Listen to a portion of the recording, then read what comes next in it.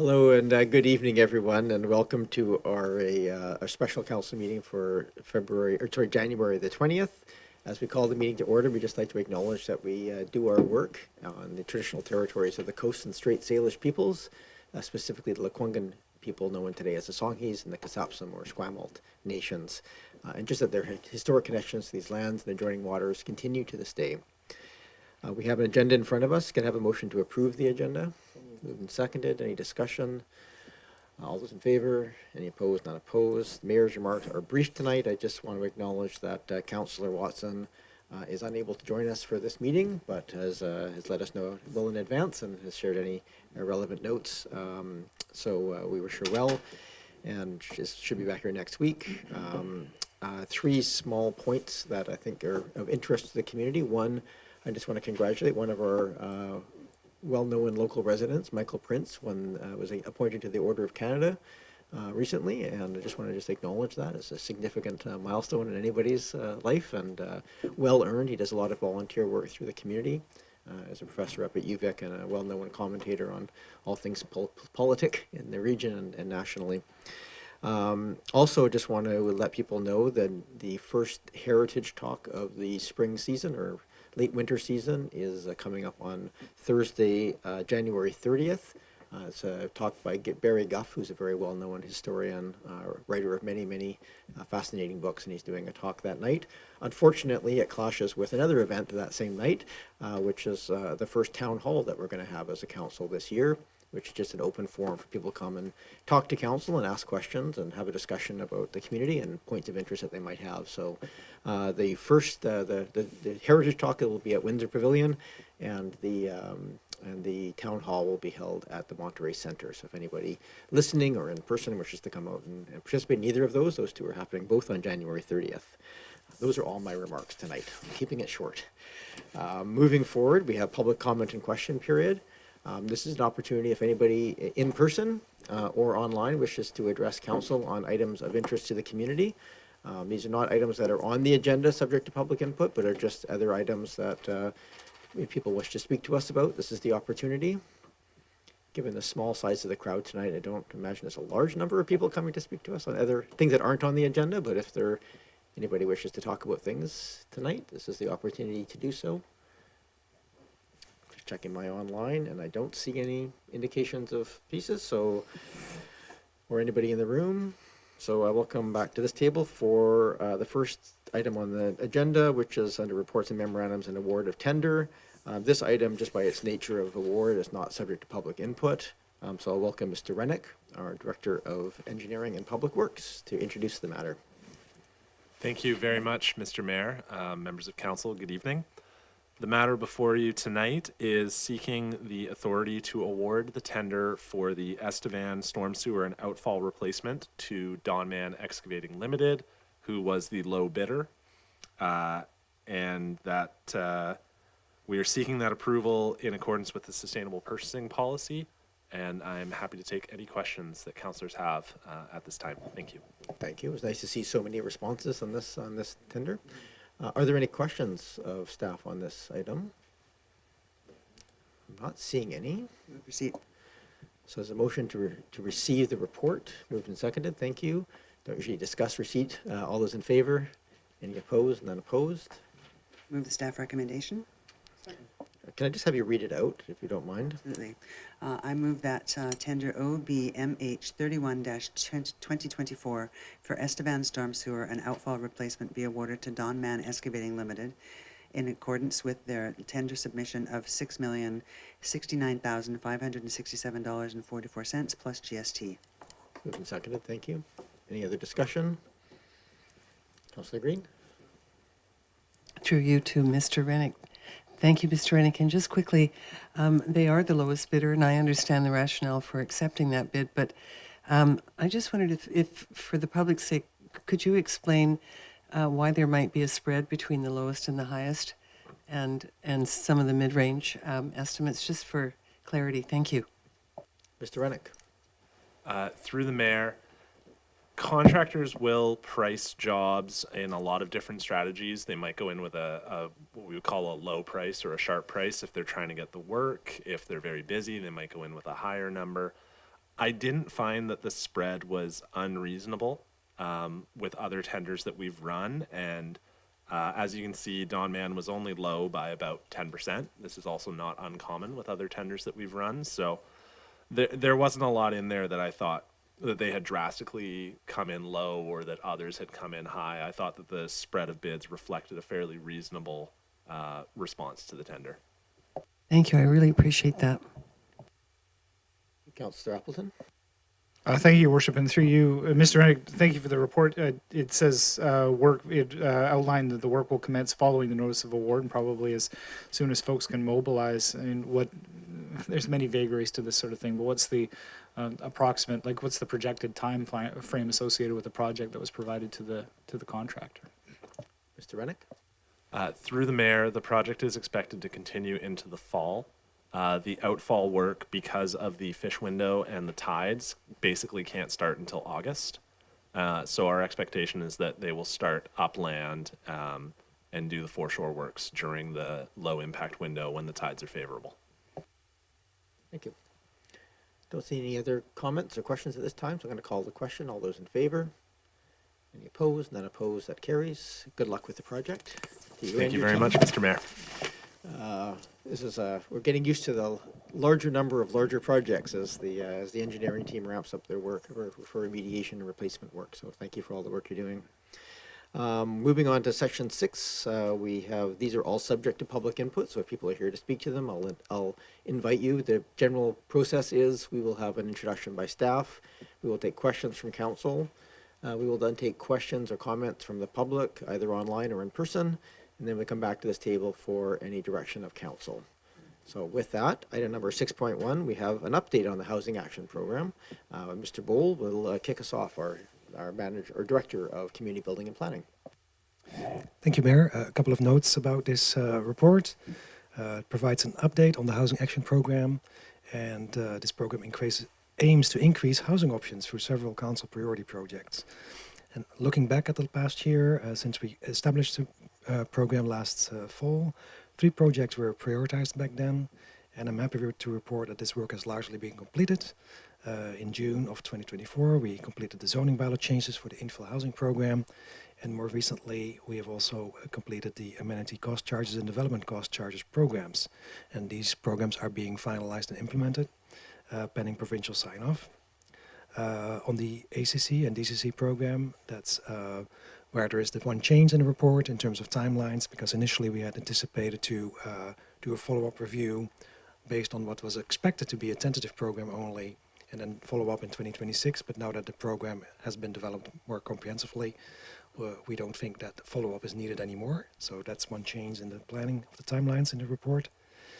Looking forward, this year we're going to be very busy with the combined official community plan update and zoning bylaw update for the housing needs. As requested by council, a draft engagement strategy will be provided to you shortly, and the public will hear more about this project, particularly in the spring and towards the end of the summer. Another project already underway is optimization of development approval processes, and that's aimed at reviewing and improving our development approval processes. One more recent development in December is that the province has notified us that they've deemed us to not make sufficient progress for the housing target order, and the district council has sent a response letter last week. We're waiting to hear more about that, but in the scope of the housing projects, depending on what the outcome is there might be some work this year there as well. So that concludes my introduction on today's update on the Housing Action Program. For confirmation of next steps and timelines. Thank you, Mayor. Thank you very much, Mr. Bull. Are there any questions of staff on this update? Go ahead, Councillor Smart. And then Braithwaite. Thank you. Through you, Mayor, I just had one question with regards to Council Priority Project 78, and I just wondered how that project relates to the report that came to Council in October, mid-October, that was tabled, that I believe is still going to be potentially coming back to this table in Q1. That was around a similar topic, but I acknowledge that it was not necessarily part of this council priority project. So I wondered if it could just be confirmed. Is that coming back to council soon, and how does it relate to this project? Thank you. Mr. Bull? Thank you, Mayor. I think Councillor Smart is referring probably to the variances and delegated approvals. Is that correct? Yeah, so there's a council direction on that that is coming back as well sometime this quarter. This particular project takes a deeper dive into the whole development approval process, and that was scoped in September. A fulsome review, and the results of this project, number 78, are expected to come back to council in the spring, probably in May. Thank you. Councillor Braithwaite? Thanks very much. For number 79 on page 5 of the staff report, you talk a little bit about there's going to be some postings that are going to be created for additional staff because of the increased capacity. And I'm just wanted to double check, are these funded through the Growing Communities Fund or I'll ask that question first. Are they funded through the Growing Communities Fund? Mr. Bowl? Yeah, thank you, Mayor. Through you, yes, initially, yes, they would be. And we also had made a planning for the coming years of what we think the development application volume would do. So we also think that there's going to be increased activity and increased revenues. So this grant funding, of course, is time limited. But it looks like, depending on how much activity uptake we see in the coming months, but we have already seen an increase, we think that kind of work would graduate from the grant funding into revenue-based funding, but it's kind of a bit of a sidestep into the budget process. Thank you. Thank you. Because yeah, that was where my question was going. Was that if it is coming from the fund now, in the future, how do we fund that? Do we fund it from taxation dollars, or do we fund it from ACC and DCC charges, or from the permit fees? So what I hear you saying is that the funding for those positions will likely come from, in the future, permit fees, not from taxation. Bowl? Thanks. Yes, that's correct. Other questions? Go ahead, Councillor Appleton. Thank you, Worship. So, and I appreciate this question, and so I'd just like to do a quick follow-up on that. So through you, at what point will the transfer of budget, like at what point will that transfer of that, basically the accounting for the additional revenue that would cover the ongoing funding for staffing, at what point does it show up in the financial plan? Because I'm assuming it's not going to come in this upcoming financial plan, but it would probably be in the years subsequent. And how is that flagged as essentially a transfer of source of funding? Mr. Bowl, you can answer the Yeah, question. thank you, Mayor. I'm out of my depth on this question, but I believe that as part of the 5-year plan, financial planning process, as part of the budget process, we do look at the future revenues, and that is forecasted as much as well as we can. So it will be visible in the upcoming budget, at least on the revenue side. Thank you. Thank you. We're good. I just had one quick question. And the interim housing needs report, it's a formula-based model that we get a number back on that on the 20-year. So that's done. Is that the final number, that the 20-year plan that we're using for our plan for the OCP? Is that correct? Through your worship, that is correct. It will be used in the numbers in the housing needs report. Both the 5-year and the 20-year are the two numbers that we are, essentially now mandated to now inform our official community plan update. Okay, and just for clarification of this body, that number is done really just by the province's formula. There's no local input into that number. We don't have a chance to say into it or anything else. It's really just a formula-based model. It is now, yes. It's that model for all municipalities in BC is done by essentially a data program through UBC. Great, thank you. Well, not great, but thank you. Thank you for that clarification. Okay, so I don't see any other questions. So are there any members of the public who wish to speak to us about this update? Check online as well as in person. This is your one and only chance to provide feedback on our Housing Action Program updates. No decisions being made here other than to essentially endorse the direction that's been given in the past and with an update of where we're at. Don't see anybody hands jumping into the air at this moment, so I'll come back to this table. Can I have a motion to receive the report? Moved and seconded. Thank you. Again, we don't usually debate receipt. All those in favor? Any opposed? None opposed. And then I'll take recommendation from council. Go ahead, Councillor Green. Thank you. Would you like me to read both You recommendations? can move essentially the staff recommendation, is fine. Yeah, I'll move that we adopt and move the staff recommendation. Yep. And I just want to make clarification for anybody who happened to have read in detail the earlier release of this report, that the wording included approving budget, but there's no actual budget changes or pieces here, so that language has been struck. So the recommendation here is just the next steps and timing of this report.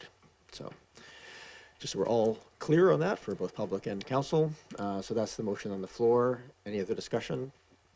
All those in favor? Any opposed? None opposed? Thank you for the update to staff. We move now to a slightly more tangible item, which is the covenant on 1391 Oliver Street. Go ahead, Mr. Green. Good evening, Your Worship, members of council. This next item is a covenant amendment application that relates to a zoning amendment application that council approved back in 2023. As part of that approval, council also authorised a section 219 covenant to be placed as a charge on title, which was designed to protect an existing Gary oak tree on the proposed lot 1 and to create a no build, no excavation buffer area between the existing house on lot 2 and any future buildings on the new lot 1. Since that time, the applicant has subsequently been working on a proposed subdivision application with colleagues in engineering and public works, and to ensure that the new lot is adequately serviced. And through that process, engineering has since determined that the best location for that proposed water line is to connect to an existing service connection, and therefore, unfortunately, it has to go through the existing tree protection covenant area. Therefore, as such, a revised covenant needs to be registered on title to allow the new water line through the tree protection area. As part of this process, the district's arborist also reviewed the new covenant and have no concerns and are supportive of the amendment. Obviously, given council approved the previous covenant, we felt that it would be prudent to have council authorise the execution of the revised covenant. Happy to answer any questions. I believe the applicants are in the room. I don't know who they are. Oh, there they are. There we go. Thank you. They said they were attending, but I've never seen them before. So they're also here to answer any questions that council may have. Very good. Thank you for being here. We'll see if there's any questions. Are there any questions from members of council to staff or the applicant? I have one very simple question. It's just for absolute clarification. Although the covenant is moving this to the tree protection area, this is not expected to result in any loss of trees in this process. Is that correct? That is correct. Yeah, we believe that as part of the new covenant, there will be recommendations from the applicant's arborist that will be placed in that covenant to ensure that when they're working within the area that they are using the precautionary approach to ensuring that water line minimises the impact on the critical root zone.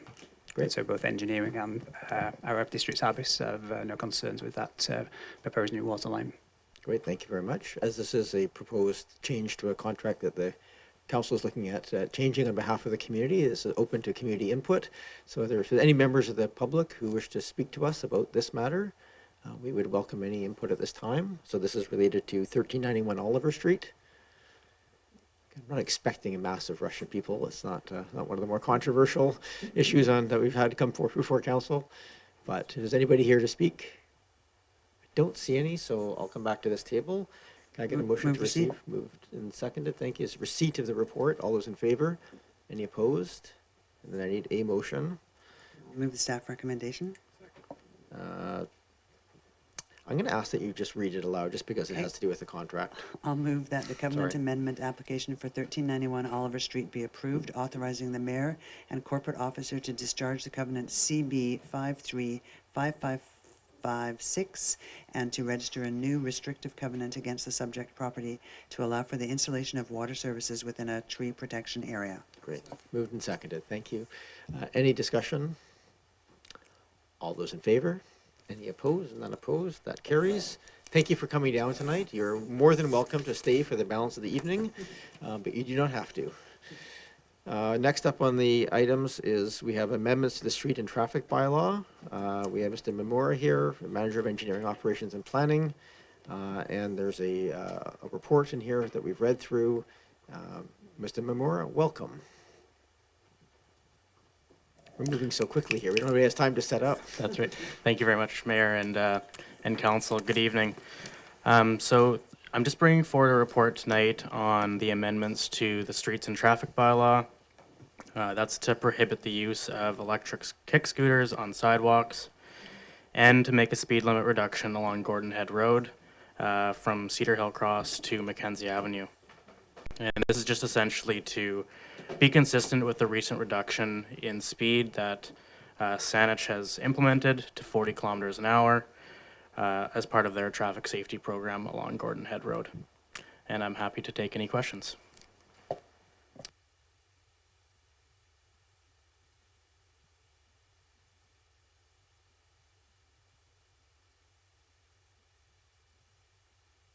Thank you, and through you, and thank you very much for the report. I just have a question on one of the electric vehicles that I have seen riding on sidewalks in Oak Bay, not often, but it's the wheel, the electric wheel. Do we have any information about that in terms of its being allowed on sidewalks or not? I don't believe they're allowed on streets, but I'm not clear about that. Thank you. Mr. Rennick, do you have an answer to that question? Thank you. Through the mayor, unfortunately, we do not. That's something that we'll have to take away and take a look into. I really appreciate it. Thank you. Thank you. There was a conversation on this, and I don't have an exact answer for it, but my understanding is that they're essentially not covered. They're not legal in BC at all. Scooters even haven't been legal, so we're participating in a pilot project to allow them to be legal on our streets, but it's an exemption from the general traffic provincial bylaws that essentially prohibit all these kinds of unlicensed powered vehicles at this point. So I believe that one's clearly in the unregulated bandwidth. That was a conversation that happened at a transportation meeting at the CRD, but I don't have any. It's not a legal opinion or anything, just my understanding. All right, that's the only question I think at this table. So I'm going to invite members of the public if anybody wishes to speak to us. This is on Gordon Head Road's speed limit and just the official prohibition of the scooters on sidewalks. Anybody here to speak to us on this matters? I'm not seeing any hands popping up, so I'm going to come back to this table. Take a motion to receive. Moved, seconded. Thank you. All those in favor? Any opposed? And their bylaws as first, second, third reading have to be read out. So if someone would do me the honors of reading aloud. I'll move that Streets and Traffic Bylaw number 4100, 2000, Amendment Bylaw number 4898, 2025 be read a first and second time. Seconded. This is where we have debate and discussion. Any debate or discussion on this matter? Don't see any. All those in favor? Any opposed? None opposed. And the third reading? And I'll move that Streets and Traffic Bylaw number 4100, 2000, Amendment Bylaw number 4898, 2025 be read a third time. Moved and seconded. All those in favor? Any opposed? None opposed. That carries. That concludes that. That'll come back for adoption at a future meeting. I just, before I get to any new business, there's a couple people in the audience here who haven't spoken to anything. Is there anything, we usually just have, no, we don't need to speak to things that aren't on the agenda. Just making sure I give the opportunity. Sometimes people miss the open portion that we allow people to come forward and speak. So we're going to adjourn the meeting at this point in that Move case. adjournment. Moved and seconded. All those in favor? Any opposed? None opposed? I like these little special meetings where we get to deal with some of the procedural work off the thing. So thank you everyone for coming out tonight. You timed it very well, I have to say. There are many, many times that people who have a simple application are at the end of a 4-hour meeting, so well done.